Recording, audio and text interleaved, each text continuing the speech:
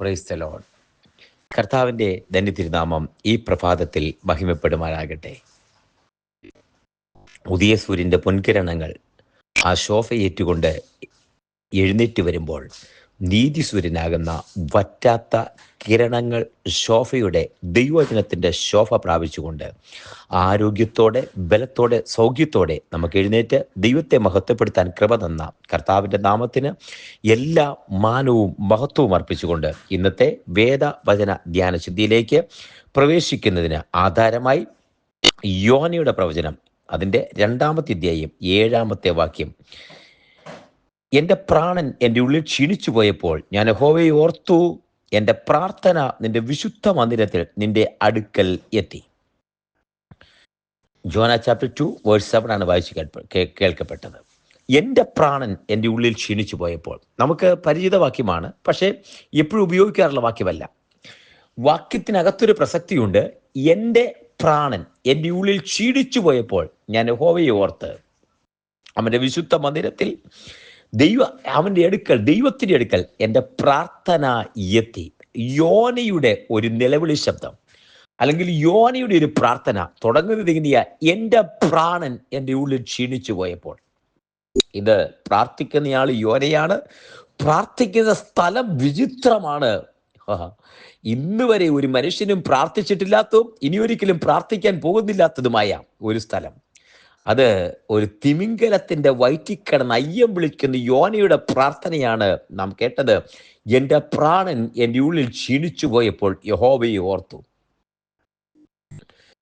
എൻ്റെ പ്രാർത്ഥന വിശുദ്ധ മന്ദിരത്തിൽ ദൈവത്തിന്റെ അടുക്കൽ എത്തി എന്ന് പറയുന്നത് വളരെ വ്യത്യസ്തമായ അനുഭവമാണ്. യോനയുടെ ചരിത്രം നമുക്ക് എല്ലാവർക്കും വളരെ സുപരിചിതമാണ്.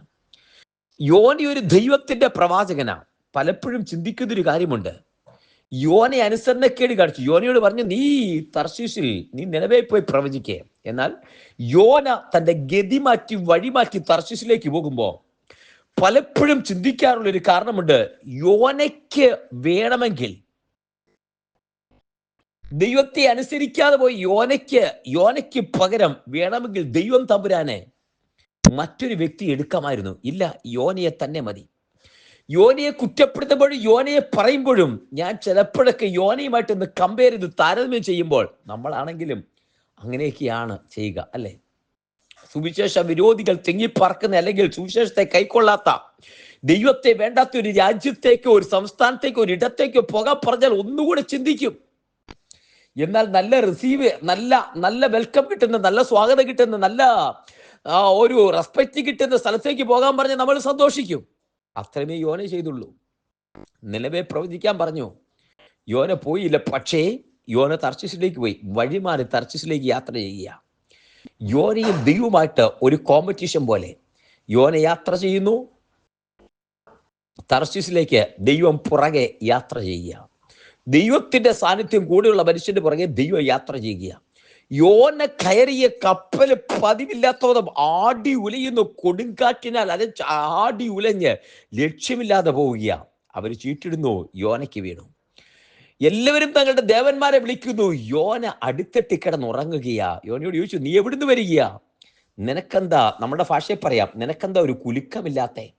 നിനക്കെന്താ ഈ കപ്പൽ ആടി ഉലഞ്ഞിട്ട് നിനക്കെന്താ കുലുക്കമില്ലാത്ത? ചീട്ട് നിന്റെ മേൽ വീണിരിക്കുന്നു. ഒട്ടും മടിച്ചില്ല. യോന പറഞ്ഞു, എന്നെ എടുത്ത് കടലിലേക്ക് ഇട്ടേക്ക്, നിങ്ങൾ സമാധാനത്തോടെ പോകും. ഒരു ലാഞ്ചന, ഒരു പേടിയില്ലാതെ, ലാഞ്ചനില്ലാതെ, ഒരു കൂസലില്ലാതെ പറയുക. ഒട്ടും കൂസാതെ പറഞ്ഞു, എന്നെ എടുത്ത് കടലിലേക്ക് ഇട്ടേക്ക്. അവര് ആ കപ്പലിലുള്ള പാവങ്ങളായ ആളുകൾ പറഞ്ഞില്ല, ഞങ്ങളുടെ ദേവന്മാരെ ഞങ്ങളോട് ക്ഷമിക്കണേന്ന് പറഞ്ഞ് യോനെ എടുത്തിടുമ്പം ആ കപ്പല് സ്വൈര്യമായി മുന്നോട്ട് പോയി. പക്ഷേ യോന ഇവിടെ ഒരു മത്സരമുണ്ട്. ദൈവത്തിന് ഒരിക്കലും നിലവേൽ യോനെ എത്തിക്കാൻ പറ്റുകയില്ല. എന്നാൽ ഇന്ന് ഈ സന്ദേശം കേട്ടുകൊണ്ടിരിക്കുമ്പോൾ ദൈവത്തിന്റെ പൈതലെ നീ ഒന്നും മനസ്സിലാക്കണം. നിന്നേക്കാൾ ദൈവത്തിന് നിന്നെ നന്നായിട്ട് അറിയാം. നീ അറിയുന്നതിനേക്കാൾ നിന്നെ നന്നായി ദൈവത്തിനറിയാം. നീ ഒരു ദൈവത്തിന്റെ ഭക്തനാണെങ്കിൽ, ദൈവത്തിന്റെ വഴിയിലുള്ളവരാണെങ്കിൽ നിന്നെ ദൈവത്തിന് നന്നായി അറിയാം. നിന്റെ വഴി ദൈവത്തിനറിയാം, നീ പോകുന്നിടം അറിയാം. അതുകൊണ്ടാണ് സങ്കീർത്തനത്തിൽ ഇങ്ങനെ പറയുന്നത്, ഞാൻ സമുദ്രത്തിന്റെ അടിയിൽ ചെന്ന് പാർത്താൽ അവിടെയും നിന്റെ സാന്നിധ്യം എൻ്റെ കൂടെയുണ്ട്, നിന്റെ കരം എൻ്റെ കൂടെയുണ്ട്. ഭൂമിയുടെ അധോഭാഗങ്ങളിൽ ഇറങ്ങി ചെല്ലുന്ന ദൈവത്തിന് നിന്നെ അറിയാം. നിന്നെ ദൈവത്തിന് ആവശ്യമുണ്ടെങ്കിൽ, നീ ദൈവത്തിന് സമർപ്പിക്കപ്പെട്ടവരാണെങ്കിൽ നീ ഒളിച്ചു പോകാമെന്ന് വിചാരിക്കരുത് കുഞ്ഞേ. നീ സമുദ്രത്തിന്റെ അടിത്തട്ടി ചെന്നാൽ അവിടെ നിന്നോട് കൂടെ യാത്ര ചെയ്യുന്ന ദൈവമുണ്ട്. അവിടെ ഒരു വാക്കെഴുതിയിരിക്കുന്നു, യോനെ നിന്നോട് കൽപ്പിച്ചപ്പം നീ കേട്ടില്ല, പക്ഷേ മത്സ്യത്തോട് കൽപ്പിച്ചപ്പോൾ മത്സ്യം കേട്ടു. മത്സ്യം വെയിറ്റ് ചെയ്യുക. നമുക്ക് അറിയാത്ത, അല്ലെങ്കിൽ ദൈവത്തിന്റെ ടൈമിങ്ങിന്റെ ഒരു കാര്യമുണ്ട്. ടൈമിങ്, ഈ ബോൾ കളിക്കുന്നവർക്ക്, ഫുട്ബോളും ക്രിക്കറ്റും ഒക്കെ കളിക്കുന്നവർക്ക് ടൈമിങ്ങിലാ കാര്യം. ദൈവത്തിന്റെ ടൈമിംഗ് ഉണ്ട്. യോനയെ എടുത്ത് സംസാരം കഴിഞ്ഞ് യോനയെ എടുത്തിരുന്ന കൃത്യസമയത്ത് ഒരു മത്സ്യം വാ പിളർന്ന് നിൽക്കുക യോനയ്ക്ക് വേണ്ടി. മത്സ്യം അനുസരിച്ചു. യോനയെ അകത്തിട്ട് 3-ാമത്തെ ദിവസം യോനയെ ആ നിനവയുടെ തീരത്തുകൊണ്ട് ഛർദ്ദിച്ചു. ആ നിനവയുടെ തീരത്തെത്തുന്നവരെ, അത് കഴിഞ്ഞ് പ്രവചിച്ചതും നിനവേക്കാർ മാനസാന്തരപ്പെട്ടതും നമുക്കറിയാം. എന്നാൽ നമ്മൾ എടുത്ത കുറിവാക്യം അതിനിടയ്ക്കുള്ള സംഭവമാണ്. മത്സ്യത്തിന്റെ വയറ്റിൽ കിടന്ന് അയ്യം വിളിക്കുന്ന യോന. ഒരു തരത്തിൽ പറഞ്ഞ തമ്പുരാന്റെ മൂക്കുകയറ്, ദൈവത്തിന്റെ മൂക്കുകയറ് യോനയുടെ മേൽ ഉണ്ടായിരുന്നത് കൊണ്ട് യോനയുടെ വഴിക്ക് ദൈവം വിട്ടില്ല, ദൈവത്തിന്റെ വഴിക്ക് കൊണ്ട്. കുഞ്ഞെ, ഈ സന്ദേശം കേൾക്കുമ്പോൾ നീ മനസ്സിലാക്കണം, നിന്റെ വഴിക്ക് പോകാമെന്ന് നീ വിചാരിച്ചിട്ടുണ്ടെങ്കിൽ, നീ ദൈവഭയമുള്ളവരും ദൈവത്തോട് പ്രാർത്ഥിക്കുന്നവരുമാണെങ്കിൽ, നിന്റെ വഴിക്ക് നിന്റെ ദൈവം വിടുകയില്ല. ദൈവത്തിന്റെ വഴിക്ക് നിന്നെ കൊണ്ടുവരും. ഹല്ലേലൂയ. ദൈവത്തിന്റെ വഴിക്ക് തമ്പുരാൻ നിന്നെ കൊണ്ടുവരും. അത് ദൈവ പദ്ധതിയാ, അത് ദൈവത്തിന്റെ പദ്ധതിയാ. ദൈവത്തിന്റെ വഴിക്ക് തമ്പുരാൻ നിന്നെ കൊണ്ടുവരും. ഇന്ന് ഒന്ന് ചിന്തിച്ചേ, ഒന്ന് മനസ്സിലാക്കിക്കേ.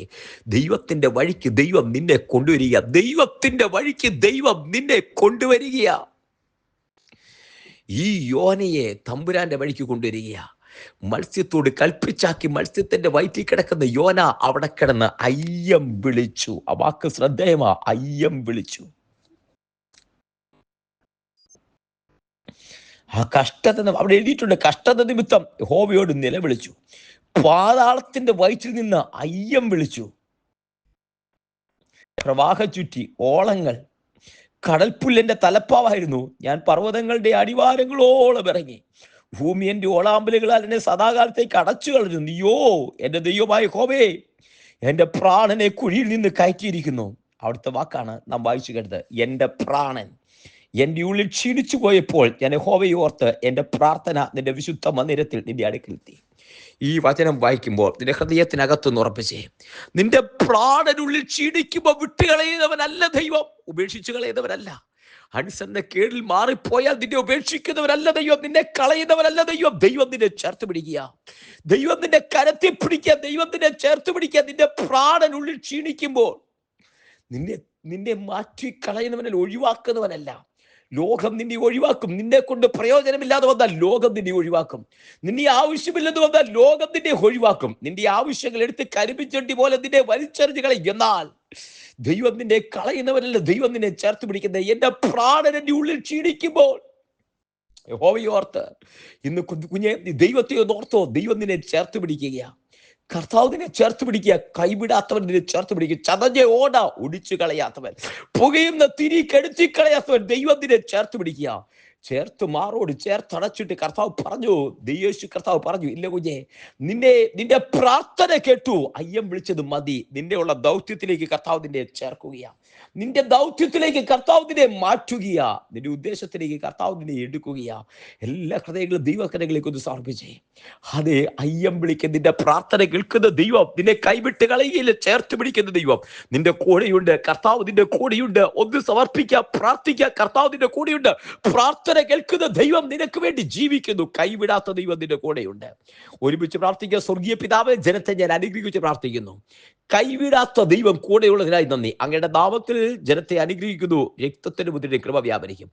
ആത്മാവിൽ ഈ ജനത്തെ അനുഗ്രഹിച്ച് പ്രാർത്ഥിക്കുന്നു. കൈവിടാത്ത ദൈവം കൂടെയുള്ളതിനായി സമുദ്രത്തിന്റെ പ്രവാഹത്തിനടുത്തും ആ ഉലയുന്ന കപ്പലിലും ആടുന്ന അലയുന്ന കടലിലും കൂടെയിരുന്ന് ദൈവത്തിന്റെ പദ്ധതിക്കകത്തു കൂടെ, അതേ ദൈവത്തിന്റെ പദ്ധതിക്കകത്തേക്ക് നടത്തുന്ന ദൈവത്തിന്റെ കൃപയ്ക്കായി സ്തോത്രം സമർപ്പിച്ച് പ്രാർത്ഥിക്കുന്നു. സഭയിലെ വാത്സല്യ പ്രിയപ്പെട്ടവരെ അനുഗ്രഹിക്കുന്നു. കർത്താവെ, ഈ പ്രാർത്ഥനാ കൂട്ടായ്മയിൽ എല്ലാവരെയും അനുഗ്രഹിക്കുന്നു. ദൈവത്തിന്റെ കരം കൂടിരിക്കും, ആത്മാവിൽ ബലപ്പെടുത്തും. അസാധാരണമായ ദൈവസാന്നിധ്യം കൊണ്ട് നിറയ്ക്കുന്നതിനായി സ്തോത്രം. രക്തത്തിന്റെ ബുദ്ധിയുടെ കൃപ വ്യാപരിക്കും. അസാധാരണമായ ഒരു ദൈവകൃപ സാന്നിധ്യം കൊണ്ട് മറയ്ക്കുന്നു. യഹോവ കൂടിയിരിക്കുന്നതിനായി സ്തോത്രം ചെയ്യുന്നു. ആത്മാവിൽ അനുഗ്രഹിക്കും. അസാധാരണമായ ദൈവസാന്നിധ്യം കൊണ്ട് നിറയ്ക്കുന്നു. തൃക്കരങ്ങളിൽ സമർപ്പിക്കുന്നു. പ്രാർത്ഥന ഇടിക്കാൻ സ്തോത്രം. എല്ലാ മാനവത്തോടും എടുക്കും യേശുവിൻ നാമത്തിൽ തന്നെ. ആമേൻ, ആമേൻ, ആമേൻ.